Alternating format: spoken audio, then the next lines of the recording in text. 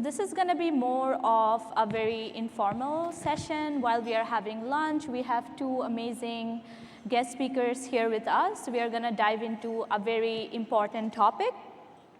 So we have today with me, my name is Mehnaz Tabassum. I'm a senior manager with Treasury Board. And we have Christine Bellamy, who is the CEO for Government Digital Services, United Kingdom. And then Emma Coney, who's the Assistant Deputy Minister and Chief Data Officer for ESDC. So thank you both for joining us. It's been a very interesting day hearing all the speakers. I have been constantly making notes and grasping a lot of different topics. It was very relatable when Elise, the Chief Data Officer of Agriculture and Agri-Food, said that the acceleration of the digital transformation is not really a process or a technology issue, but it's really a people issue. And then, Emma, you touched on one of your sessions that data is the driver of AI, and then people are the driver for data, right? So relating all that, and throughout the day, I've been noticing from the audience, we are getting questions and concerns about indigenous data, Black data. How do we ensure that we are collecting them in a safe manner? So there's been this constant discussion throughout the day in every session on diversity. So that's been really interesting to see. So I'm going to open this with Emma, and then we'll move it to Christine. On many people are raising concerns that bias will be baked into the use of new technologies, especially AI. So to what extent do you think that this is a genuine concern, and what would you say, like, how do people navigate that, especially public servants? Thank you for the question. Again, thank you for the space too to have this conversation about data and AI, which I think is extremely important, because the way I see it is that we're kind of at a crossroads as a public sector, and depending on the choices we make, things could go really well or really badly. So to your question, if you look at the population of Canada today, I think projections and estimates are all saying that we're going above 40 million. Projections are also saying that the population is aging significantly. Projections are also saying that, we have a growing immigrant population. So what that means is that the population is diverse. And in order for us to not only make projections accurately in terms of some of these systems, but also for us to understand the segments of the population, we need to be inclusive. And when I say inclusive, so it's not just, I have 2 here and 3. It's not about the numbers. It's about making sure you're inclusive in terms of the design, the thinking, the concepts, because there's no way I have the lived experience, of an 87-year-old senior living in Lethbridge, Alberta, for example, or somebody living in a remote community. So I think the question for us is that as we develop some of these tools, the solutions, and as we think about design, how are we making sure we're bringing those voices that are not at the table, when we're talking about data, when we're talking about AI, how are we intentionally working with them to co-create, co-design, and make sure that we're not leaving anybody out? Because if you look at why we're public sector workers, it's because, we want to really serve the population. And for us to be properly serving the population, we cannot leave anybody out. No, we cannot. Thank you so much. That's great. What's your take on this, Christine? So I think thank you so much for being here. And also, as a Brit on stage, I've got a cup of tea, so I just couldn't be happier. So I'll use this moment to sit and eat as much food as you want. Keep coming back with your cakes as well if you want. It's a really interesting question, and it's a worry, actually. So I've been in tech for quite a long time, and there's always been this mantra of great people build great products.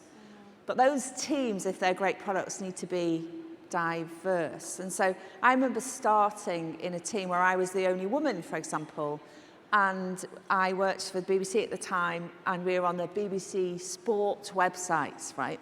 Everybody else was a boy. They were great. It was a wonderful team. But what do you think the news and the website looked like? I can tell you now, it was yellow and black, it had big bold type, it was, the photos particularly leaned in one way, it was slightly aggressive. And that sort of, because it was all mainly about football, the sport that we covered, ended up being that the journalists wrote loads of stories that were about that. And then over those sort of 10 years, you're at a point where women's football was great because the football was on the website and it was done in a different way. And so you then had this really diverse organisation, which at that stage was sort of 50-50. Wasn't perfect, but it was better. And what did we have? We had a product that better served the users that used it. Now that's quite simple to sort, really. Seemed hard at the time. But now you find us at a point where we start to get into some really tricky ethics around AI, and we start to look at where that data's coming from. And it's sort of like looking at BBC Sport in 2012. And if we don't shift that, then we are in a situation where probably the decisions it goes on to make could potentially have a bias. So we need to shape that. We do loads of work in our teams thinking about user-centric design, and we do loads of work going to meet folk to decide what their needs of government are, and that's fantastic. But we now need to think about that in our data capture, in the code that we write, because the inference it's just got harder, right? It's just got harder. So I don't think diversity has ever been more important, and has never been at a point where it could have such a sort of poor outcome if we don't intervene. No, it's just to make you all a bit depressed at lunch. But it's very interesting how both of you touched on different topics, but the importance of diversity. So Ima, you shared how it's important to make sure that our data is diverse and coming from those who have lived experience. Aside from my job with the public sector, I also run a registered charity, and we see this more often in the nonprofit and registered in the charity sector, where people are not comfortable in sharing their data. So if I run a food bank where most folks don't want to self-identify if they're low income or if they're part of the visible minority community and everything, right? And at the same time, Christine, you touched on the importance of having a diverse team, right? Like the people who are building those products have to also have diverse voices around the table as well. So from your perspective, Christine, like what do you see some of the things that the government of UK is doing in terms of diversity that we in Canada can adopt, or the gaps? So if we just take the data point, almost like that team was a visual representation, wasn't it, of actually what we mean. So we do have a choice about our data capture and the data we go on to use, but we need to be rigorous with it. So in the UK, our approach has been, in our history, pleasingly, we've always thought about our big data capture. And if anything, we over-captured and underutilised the data that we captured. That does mean we're in a good position to be a little bit more organised when it comes to thinking about the data that we use. So all of that deep set data which we get from local government, we get to look at the sort of state of the state, we think about it at a central government level, and also things that aren't about government, they're about people's natural lives and how their lives are going. There is an opportunity to use that in a much more specific way.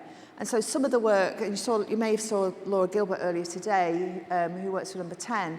For the past few years, she's been working really hard on our data capture and how we use that to sort of get the heartbeat of the nation. And the reason that works is because it is a true reflection, because its data points are so varied. And I think that stands us in good stead. However, we need to make sure we always have a careful eye that we're always taking a real look at the data that we capture. So I think there's work to be done. That team is a representation of what it could look like. In true terms, what we're able to do now is think about how much data we've got. And the good news about AI we've got an opportunity to be able to analyse it better than probably we've ever been able to do before, because the technology's there to do it. What about you, Ima? Do you think, like, what can we do to make? I would say we also have an opportunity to leverage AI to kind of mirror some of what we have in society and fix those systemic issues. So I'll give you an example of something we've done where we've leveraged artificial intelligence to study the trends in some of the programs to basically assess bias, to see, oh, is there bias? What segments of the population are being left out? And then turn AI around to actually enhance delivery to the most vulnerable in society. So I think we can also leverage AI in that way as the public sector, because that's basically our bread and butter, you know. So I think there's an opportunity for us to look at artificial intelligence a bit differently from how the private sector looks at it, to drive to better outcomes for Canadians. And then the other thing I wanted to say that we often overlook is, as we look at data itself, it is also important to look at intersectionality. Because by bringing in that lens of intersectionality, you're better able to understand some of the nuances of the population. And as you design solutions leveraging artificial intelligence, you can make sure that you're really reflecting the needs. So one of the things I always tell my team is really, you need to make sure that you've defined the problem you're trying to solve, because by defining the problem and then working with the business, making sure you're bringing in key stakeholders across the organization, working closely with IT, working closely, you know, with legal, security, privacy, right from the design phase, you're embedding some of those practices as you go, so that you don't design something and then at the end you find all the issues and the challenges with the solution you designed. So I think it's being very intentional, being very deliberate, and then also making sure that at the end of the day, the reason you're doing all these things is because of people. So it's not just about the shiny object, but actually about the people you're trying to, you know, get to better outcomes. I think is it all right just to come in? I think the one thing to build on, if we do this right, there's an opportunity to think about we're making real data-driven decision-making. So the data's there, we've still got human beings involved in the process, but actually what's quite exciting, you're able to do that at a much sort of a stage where you've seen the data points, they've been consolidated, you can have a view about them, and you're not doing that maybe on one piece of data. So you've got an opportunity to really drive the organisation forward and do what's best for citizens and for government by actually doing the work. There isn't any shortcut though, is there, right? There's no shortcut. There never was a shortcut, but this is what I think is true, because the data will tell you, right? So you're absolutely right, we need to make sure that there's no bias in it.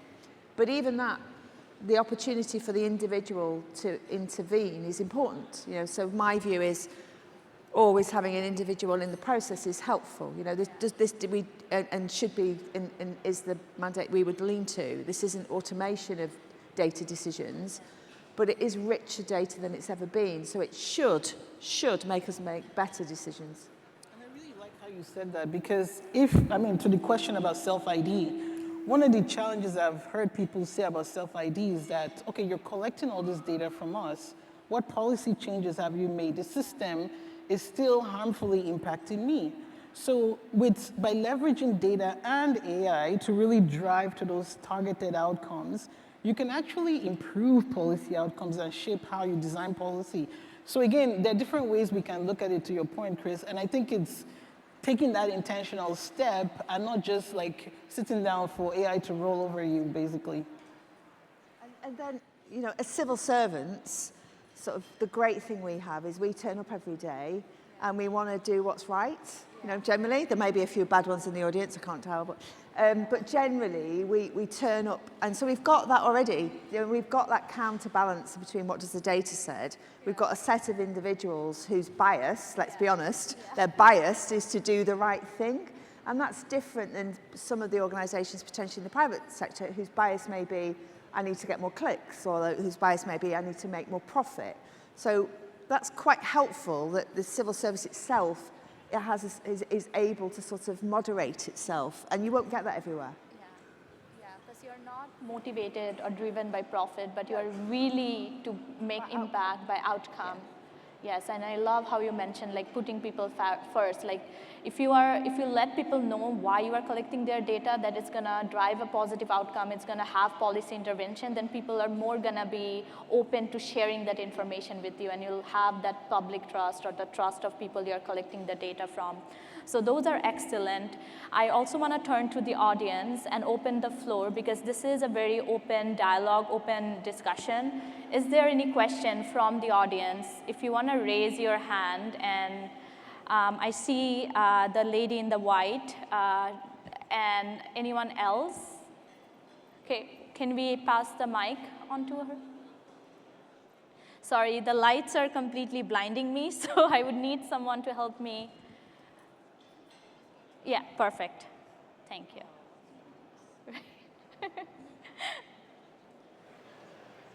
Let's just see, okay. So I had a little bit of a different question. We're talking a little bit more about data collection. And as probably many Canadian public servants know, GBA Plus, mandatory in much of our work, budget submissions, TBS, even MCs, a lot of our work actually relies on data from StatsCan, internal sources, external sources, et cetera. But I wonder how we could use AI to improve that analysis, because as a public servant, you're looking at this data, and yes, you're doing your job by doing analysis on it. But I wanted to know if you guys had any advice for using AI to improve that analysis, to get better data sources, or just generally improving how we use GBA Plus to make better decisions as public servants. You're going to have to answer that. No? So the challenge I have with some of these things is when you start treating something as a checkbox exercise, people start losing trust about the process. So when I think about GBA Plus, I think about intersectionality, and I also think about how we need to drive systems and drive policy to shift systems. So, for example, when you talked about leveraging AI to look at analysis, currently in the public sector, we have so much data. We're sitting on it's incredible how much data we're sitting on that we haven't even touched. So I think the opportunity for us, I was talking to somebody earlier, is to leverage machine learning on some of that data to start looking at some of the trends and the patterns. So like I was saying earlier on, we actually worked on a project where we leverage things like machine learning and natural language processing to look for patterns in terms of intersectionality of who was benefiting from that program and who wasn't. And the findings were very reflective of a lot of the research you see on Statistics Canada's website in terms of who we're leaving behind, like who is most impacted by COVID, who was most impacted by the pandemic. It's the same segments of the population. So I think the opportunity for us, and we hear this from stakeholders all the time, is to not focus as much as doing the research, because we already have a lot of research on who is not benefiting from a lot of these programs. I think we need to kind of turn it around and say, how do we drive, leverage data, leverage AI to shift the system so that, for example, we do not, for example, automate things without considering that, we have an aging population, and they also need access to somebody, going and talking to a human being. So how do we make sure that as we're making these changes, we're also understanding the segments of the population and targeting delivery, in the right ways that they need us to do? So I think it's beyond just collecting the data or analyzing the data, but it's doing something with the data, because we have so much analysis. Like, we have graphs everywhere. We have research papers I can send you the links because I was looking at them, like the whole pandemic research. There's a whole industry about research on people who were harmfully impacted by the pandemic, hospitalization rates, who died from the pandemics, how were indigenous people impacted by the pandemic. So the question for me is, okay, so what are we going to do about it? Are we going to leverage AI? Are we going to leverage data to shift, the equation? So when there's a next pandemic, we don't have the same conversation and the same research. So to me, it's more of that angle. Perfect. Christine, do you have anything to add to that? So I think it's a really great question. I don't know enough about the Canadian context. What I would say is, it's quite an interesting space, isn't it? Because it feels like we do a lot of analysis, and we're very, well, normally good at proving what the problem is. I think as a person who spent their life making digital products, if you also start at the other end and say, can I find the people? There's in the UK at the moment, and it's in the public knowledge, so it's fine, they've changed one of our benefit systems, the winter fuel allowance. And we're trying to find the people that should qualify for winter fuel. And they're really hard to find, right? You can't find them because they haven't already registered for it, and their need state could be anything from I don't need it to I don't know how to do it. And so the big win is being really progressive about how you find the people that should be getting what they need from the state. And if we can solve that sort of issue going forward, then that is the future that we should be concentrating on. Because we sort of do know that an impact of a policy, we know clearly the impact it's going to have on sets of individuals, but then we don't have the mitigation against it. And so the data is brilliant, the analysis is brilliant, but almost if we solve the problem at the other end as well, if we knew who the person was, we knew what they already got from the state, we knew what their past experiences had been, we knew what they were looking for last time they arrived. You could say that's a lot of data on the individual, but if the individual holds it, we are in a situation where we should be able to drive a better outcome. And I do think we can learn from the commercial sector on this. We can decide to do completely different things with the data, but how we think about data, we can learn from it. But I think we almost have to start at two ends of a problem. What is the problem and what's the data telling us? And actually, what is individual experience and telling us? Because if we solve it at both ends, you're probably going to make the best services. And I think sometimes we start at the policy end, where sometimes the experience should drive the policy, and that's the thing to crack, I think. It's a feedback loop. Yeah, it's a feedback loop. That's exactly what it is. So in Canada, we're very fortunate. I like saying this. And Statistics Canada will love me for saying it. We have a very strong statistical agency. Yeah. So we've managed to link a lot of data and we've been able to target basically in terms of understanding the segments of the population, to your point, that we're not reaching. Yeah. So we have that information. The challenge is how do you, again, connect the policy, the service, glue that feedback loop. So as you're moving along the policy service continuum, you're adjusting as you go and have a more free-flowing kind of, delivery. And I think that's part of the challenge. And I think it's by thinking more horizontally as opposed to thinking in silos. Yeah, horizontal is the future. Mm-hmm.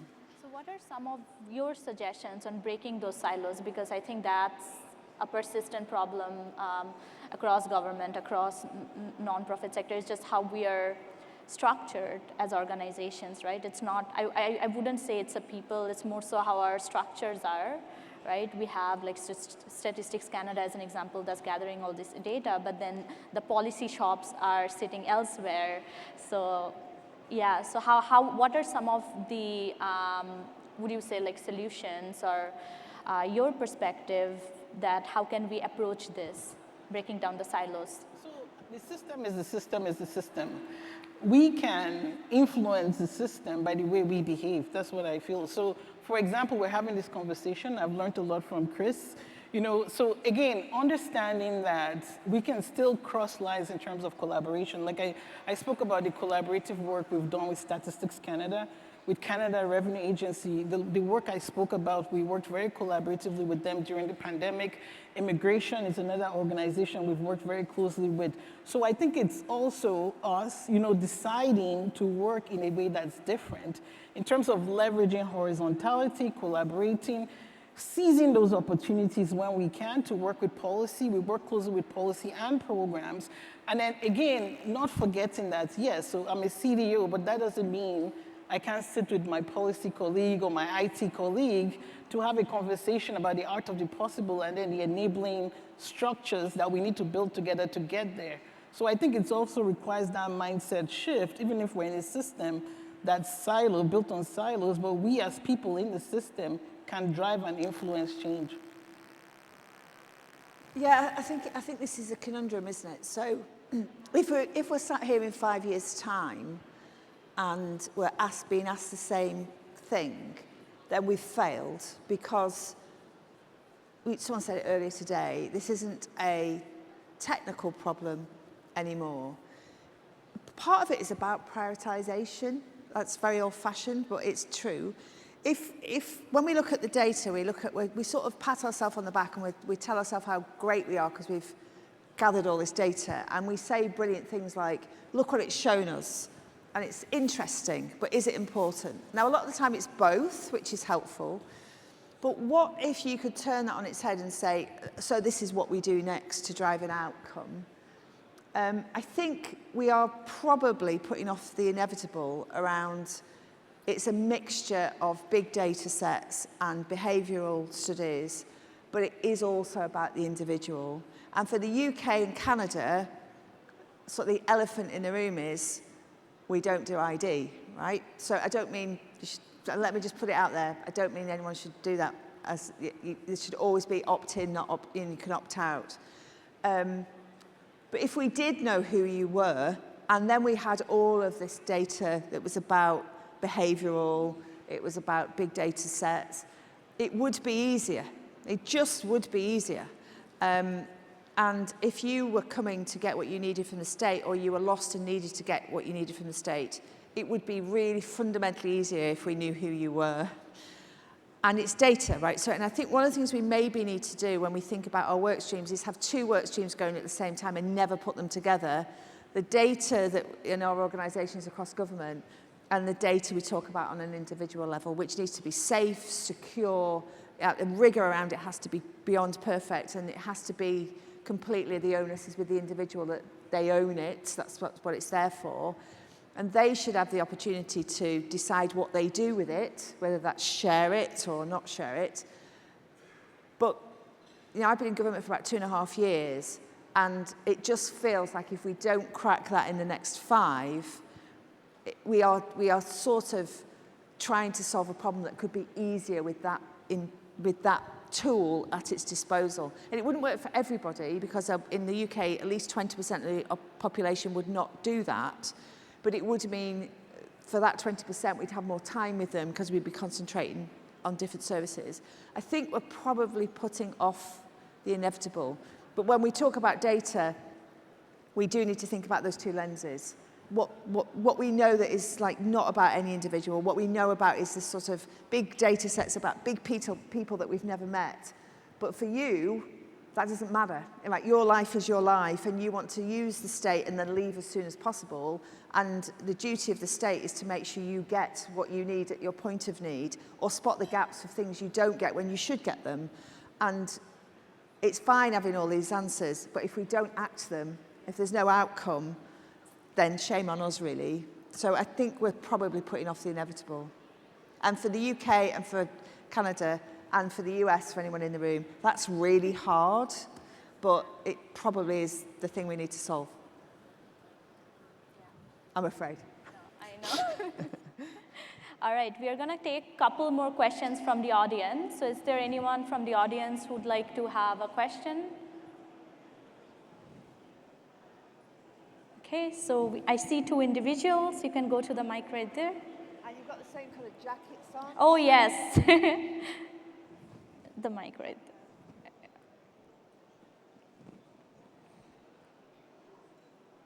I think you might be able to start a band. Yeah.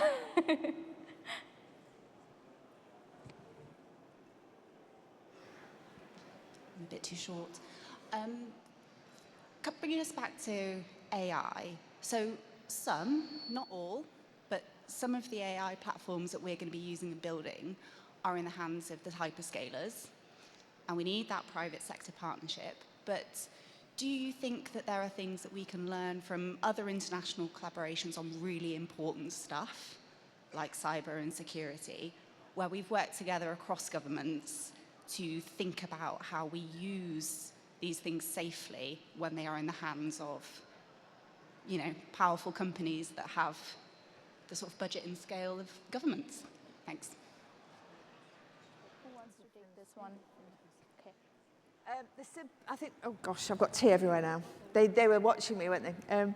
I think the simple answer is we need to be careful and we need to think about this. It's as important as any question around AI. And why is it important? Well, as countries, we are able to lean into this, right? So we have policymakers and politicians who can think about things like the AI bills that go through in legislation, and we can think about the impact that's going to have on our citizens. So the wonderful thing about days like this is that we get to meet as colleagues that have got the same problems, and politicians do the same, and we have conversations around things like this. But we need to act fast, is the truth of it, because you're absolutely right. So far, any work we've done with AI in any nation, I think, but definitely in the UK, has not been scaled. There's examples of, AI we've been working on for years that's obviously been scaled. But when we think about Gen AI, so far it's been quite experimental. So if we are going to do anything at scale, which I would imagine we are in the next couple of years, the way we go into that relationship is going to be critical, absolutely critical. So the good thing is that there's an opportunity to think about that end-to-end. In the UK, we've just moved into, GDS has moved into the Department of Science and Technology, and one of the benefits we're seeing already is we're thinking about data, and we're thinking about AI end-to-end, what we do in the digital arena, what we do in the UK market, what we do on the world stage. And that you end up making different decisions if you think about it like that. So this is a precarious moment, and actually as nations we can learn from each other, and should do, I think, going forward. But what we do in the next sort of 12 months maybe, and what happens with legislation around the world is going to be important. I say legislation, decisions we make, let's say that as a better question. To add to your point, what I worry about is literacy around this. Yeah. So what we're seeing is a lot of embedded AI. Yeah. So it's already a fait accompli. So the question for us is, as we adopt some of these technologies, some of them we already adopted it. Just by having this, I've adopted some of them. So the question for us really is, do we even understand like what that means, from an ethical, privacy, legal aspect? So if I, for example, get my mother who is in her 80s an iPad, when she's clicking on all the apps and it's all of a sudden generating something and the data is stored somewhere else, what are the implications for her privacy? What are the implications in terms of bad actors?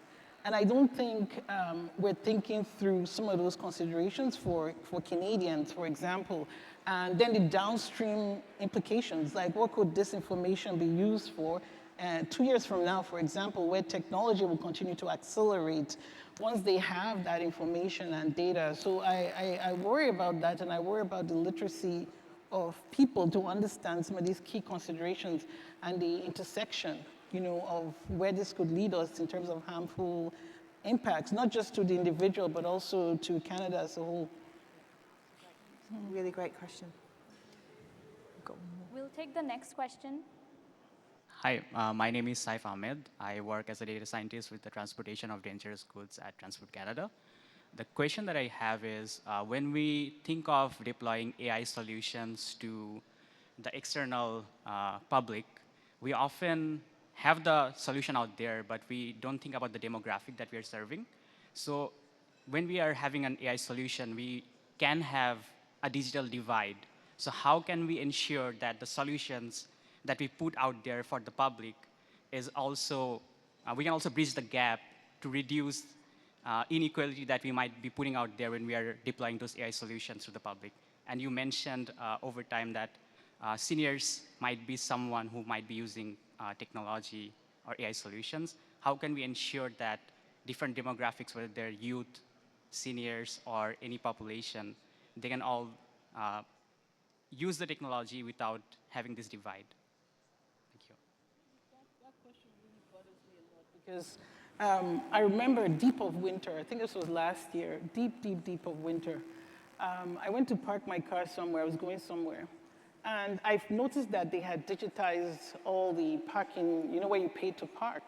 So before you would have somebody there, like an agent at a kiosk that you could actually transact with, and nobody was there. And as I was parking, I saw this senior citizen, and he was walking around in the cold, like looking very, very confused. And so I walked, and he came kind of approached me, and I said, what's going on? And he said he can't use the tool they had there. And he also had a very old phone, the older kind of flip phones, and he said he could not figure the whole thing out. So he was walking around looking for somebody that he could talk to. And this was it was freezing winter that day. So it really hit home for me because I had to actually help him to do it. And I just said, imagine if we scale that problem. So you scale it across the population, especially when you think about the aging population, what some of this implication could be if we're not intentional. So one of the things I've seen in my organization is there's a lot of focus on different channels, not just digital channel, but also the in-person channel, because you will always have people who would want to use the in-person channel. And like I said, we cannot leave those people behind. We cannot say, we need to digitize everything, so we're forgetting this segment of the population. So I think it's being very deliberate about how we design things, what we're designing, and then also the problem we're trying to solve. Like I said, if we're saying, we're a public sector organization, and our job is basically to serve all Canadians and leave no one behind, then we cannot leave anyone behind, basically, in terms of how we approach solutioning or design. So I think it's really putting people at the forefront of everything we do, whether it's data, AI, design, or solutions. And if we do that in a way that's intentional, I think we'll minimize the risk of leaving people behind. And again, the feedback loop that we talked about, always reassessing what we're doing and not getting stuck in the echo chamber and coming back to what we said about diversity and inclusion. So if we're building systems and all of us in the room basically look the same generation, the same mindset, we won't be able to challenge ourselves. We'll be in that ecosystem. And we'll say, don't worry, it's digital. I have my iPad. I can use it, so everybody else should be able to use it. So I think it's always remembering that and putting people at the center in everything we do.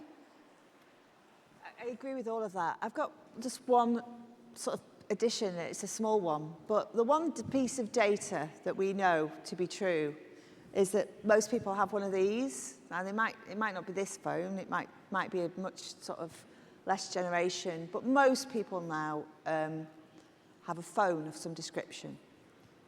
And so what does that tell us? That tells us that actually probably if we wanted to, we could get to people at the point of need. Now, absolutely, in the UK it's 20%, I've said that a couple of times today, of people who don't use digital channels to do digital government services, but those same people, most of them have a phone.